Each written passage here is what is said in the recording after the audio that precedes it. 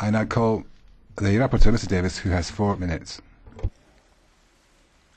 President, the potential for carbon capture and storage technology to achieve vast reductions and abatement in CO2 emissions into the atmosphere is something we simply must grasp.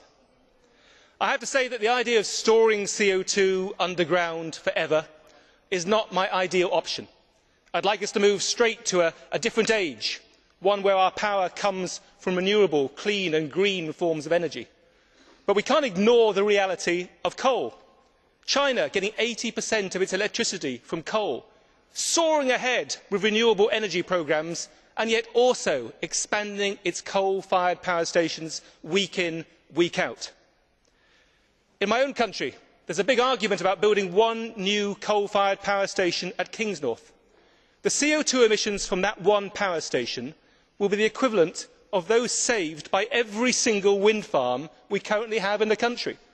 People will say, well, why bother with all these renewables? Why bother with all these other things if you are still building coal-fired power stations in this way? We have to develop CCS. The International Energy Agency says that by 2050 it could be responsible for abating up to 50% of the emissions that would otherwise take place on a business as usual scenario. Now, our number one concern in dealing with this legislation has been to deal with the issue of safety. Now, some of those concerns may be easy to exaggerate. CO2, after all, is natural. We breathe it in, we breathe it out, and we pump an explosive gas like methane into our own homes, where we set light to it. So by comparison, CO2, I think, needs to be put into perspective. But we have tried to address the issue of leakage in this report, making clear that it is absolutely unacceptable if there is a risk to human health. We have tried to improve the regulation, introducing clarifications to avoid contradictions and to speed up the application process, while emphasising that Member States are ultimately in charge of their own destiny. They decide whether or not CO2 will be stored on their territory.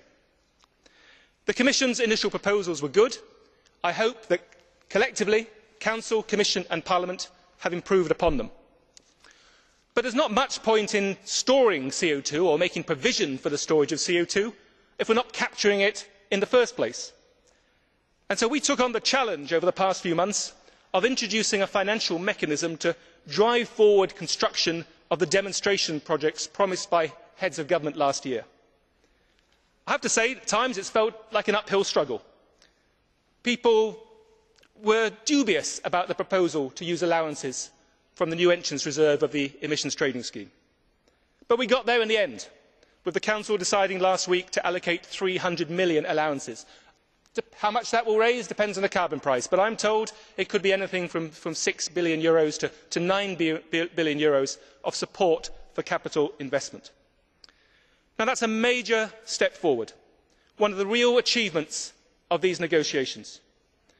I think all my colleagues in this chamber should be pleased that the proposal came initially from Parliament. It was on the Council's agenda because we placed it there, and the Presidency took it, well, if not with enthusiasm, at least accepted that it offered a solution to a very real problem. Let us now go forward. Let us see these demonstration projects put out to tender as soon as possible. Let us see construction begin. Let us test this technology, and let us pray that it works.